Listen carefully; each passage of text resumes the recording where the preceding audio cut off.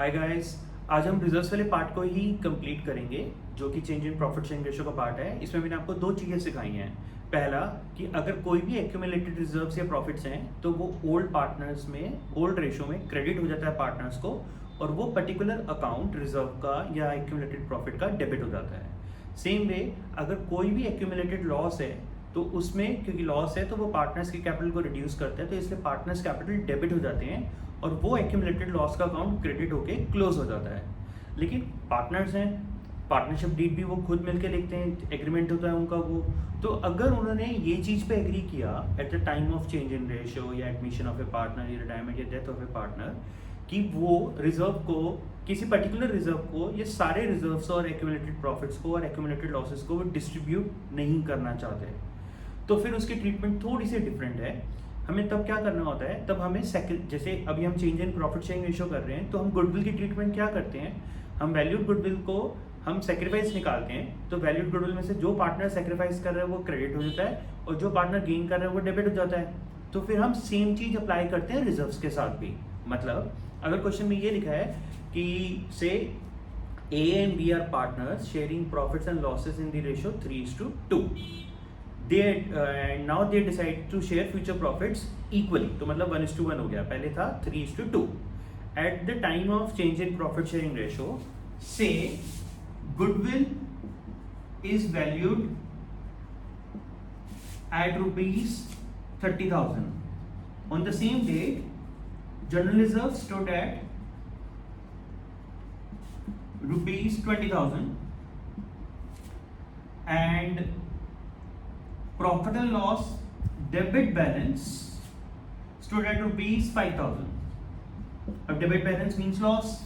तो अगर क्वेश्चन में ये बोला है कि ए और बी पार्टनर्स हैं और प्रॉफिट शेयरिंग रेशियो 3:2 थी, अब 1:1 हो गई, और वो ये चाहते हैं कि वो रिजर्व्स एंड लॉसेस को डिस्ट्रीब्यूट नहीं करना चाहते, तो फिर इसकी ट्रीटमेंट कैसे होती है। मैंने एक्यूमुलेटेड प्रॉफिट्स को नाम दिया, जैसे ए लिखा था यहाँ पे, और ऐसे एक्यूमुलेटेड लॉसेस के लिए बी लिखा था। तो formula is goodwill plus A minus B, मतलब जो वैल्यूड गुडविल है जितनी भी उसमें रिजर्व्स हैं जो डिस्ट्रीब्यूट नहीं कर रहे हैं वो वैल्यूड गुडविल में ऐड कर देंगे, और कोई भी एक्यूमुलेटेड लॉस जो हमें डिस्ट्रीब्यूट नहीं करना वो वैल्यूड गुडविल के टोटल में से, वैल्यूड गुडविल और रिजर्व के टोटल में से माइनस हो जाएगा।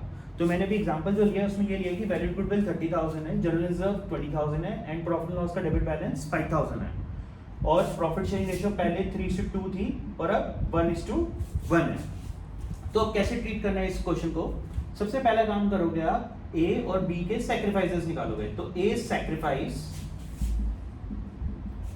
3/5 minus 1/2 is 1/10. B sacrifice 2/5 minus 1/2 which is minus 1/10. पहला स्टेप हमारा ये होगा।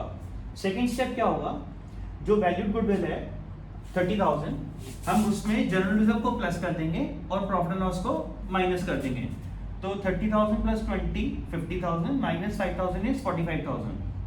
मैं दोबारा बता रहा हूँ मैंने क्या किया है, मैंने वैल्यूड गुडविल में जितनी भी एक्यूमुलेटेड रिजर्व जिनको डिस्ट्रीब्यूट करने से मना किया गया है उनको हमने ऐड कर दिया, और जो भी लॉस के लिए मना किया है डिस्ट्रीब्यूट करने से हम वो माइनस कर देंगे। तो अब जो हमारे पास 45,000 आ गया, अब 45,000 का 1/10 करेंगे, 1/10 है चाहे वो नेगेटिव है, तो 4500 आया, तो entry will be B's capital account debit to A's capital. जो गुडविल के लिए एंट्री होती थी वही एंट्री इस अमाउंट के लिए भी होगी।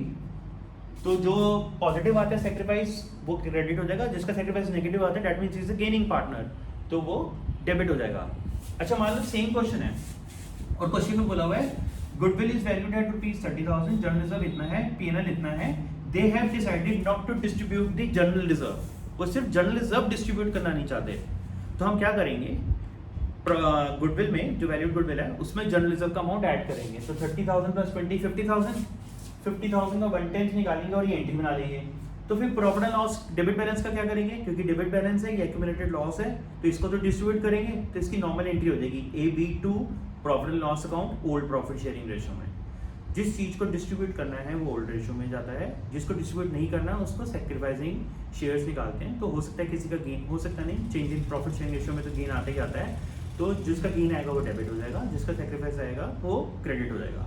एक चीज और, अगर मान लो गुडविल वैल्यू नहीं दे रखी, सिर्फ जनरल रिजर्व और प्रॉफिट एंड लॉस दिया हुआ है and they have decided not to distribute the general reserve and profit and loss account. तो क्या करेंगे, सेम ट्रीटमेंट, गुडविल नहीं है तो इट्स ओके, तो general reserve minus profit and loss का डेबिट बैलेंस 20,000 माइनस 5,000 15,000 आया, और ये 15,000 का 1/10 निकालेंगे, 1500 से एंट्री बन जाएगी।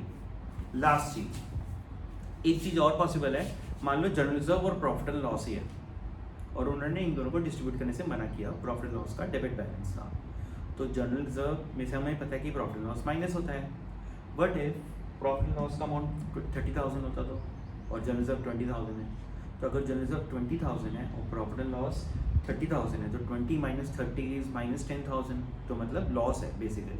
तो हम क्या करेंगे, एंट्री को फ्लिप कर देंगे, ये हमारा जो वर्किंग नोट है ये सेम रहेगा जो सेक्रीफाइस निकालने का, बट एंट्री रिवर्स हो जाएगी, as capital account debit to B's capital, और 10,000 का 110, 1,000 1,000। 10,000 कैसे आया, अगर जनरल रिजर्व 20 और प्रॉफिट लॉस का डेबिट बैलेंस 30 है तो माइनस करने हुए, तो नेगेटिव वाला केस भी हो सकता है, ठीक है। ये हम इतना ही करेंगे change in profit sharing ratio में, हमारा ये चैप्टर खत्म है। इसमें जो रिवैल कैपिटल बैलेंस शीट है वो हम एडमिशन और रिटायरमेंट के बाद करेंगे। So that means from Friday we'll be starting with admission of a partner.